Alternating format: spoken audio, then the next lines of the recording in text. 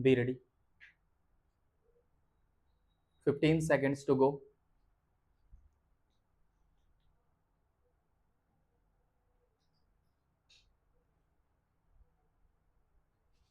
5 seconds to go.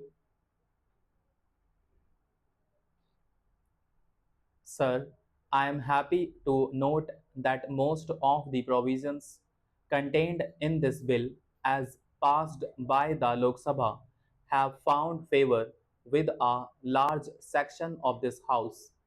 There are only a few points which have been urged and to which I would like to reply briefly. As I have made it clear when I made this motion, we realize that this is not a measure intended to overhaul the whole system of civil administration. It is only intended for a limited purpose, namely to remove certain lacunae which have been found as a result of change in circumstances or change in the constitution or on account of several other factors. Now, with respect to the criticism as to why a comprehensive bill is not being brought forward by government, I can only say, as I explained earlier, that we have appointed a law commission and that commission is carrying on an exhaustive inquiry with respect to not only procedural matters but also some of the most important substantive laws of the country. I realize that probably it may take some time before the overhauling of this procedure is undertaken.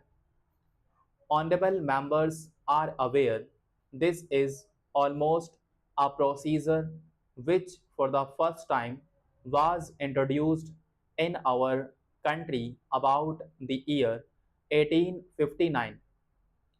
That means about 100 years back. Before that, as we are all aware, there was a different system so far as the administration of justice was concerned. And with the advent not only of the company administration but the other British government administration, the procedure with respect to civil matters was introduced for the first time in our country. Now that has been working for the last 100 years, and I would impress upon every honorable member of this house that it is not an easy matter to change this system overnight or without due consideration being given to all the consequences that might follow from it, and nothing would be lost if we could wait a little before the law commission, which consists of experts, jurists, etc., have applied their mind and suggest something after examining not only the law as it stands now, but also similar laws which might be in operation in different democratic countries of the world. It is from the point of view that the task is held up for a long time. Mr. Deputy Chairman, as members of this commission are aware, the Industries Development and Regulation Act was enacted in 1951. The object of that measure was to bring within the jurisdiction of the Union government certain industries of all India importance and to provide a machinery by which these industries could be developed and regulated in conformity with the national plans. This act actually came into force in May 1952. In 1953, certain amendments were made to this act, mainly for the purpose of removing certain practical difficulties that had come to light in the working of the measure and for the inclusion of certain additional industries in the first schedule to the Act.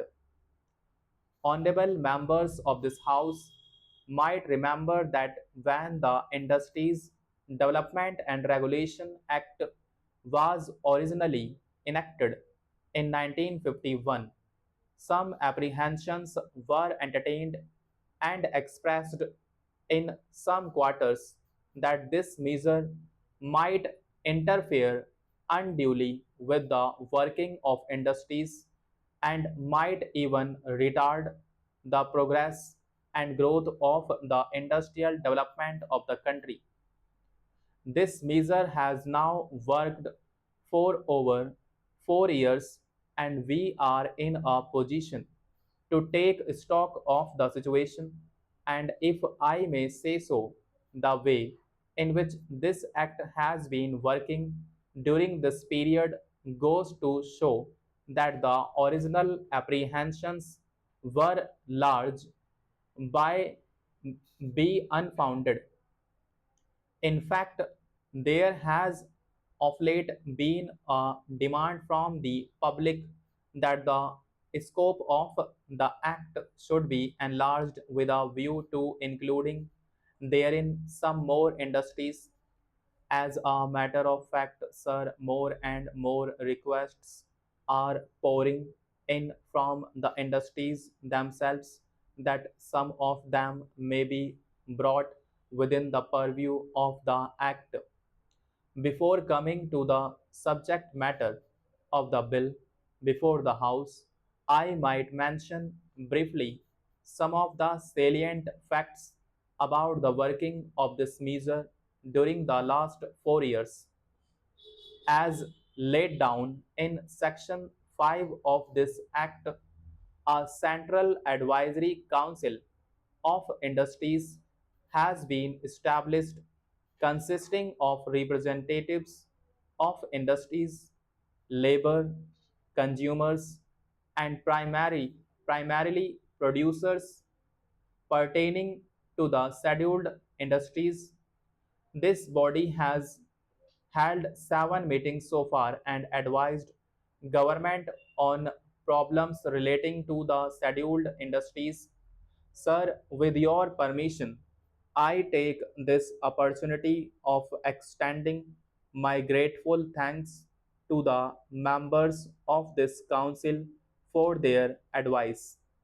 Sir, we have just heard the Honorable Minister for Revenue and Civil Expenditure tell us the circumstances in which this bill has come before this House.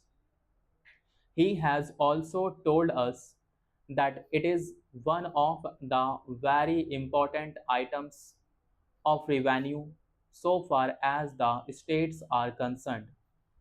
Till the other day, we had Part B states in our country, and those states used to levy internal customs duties.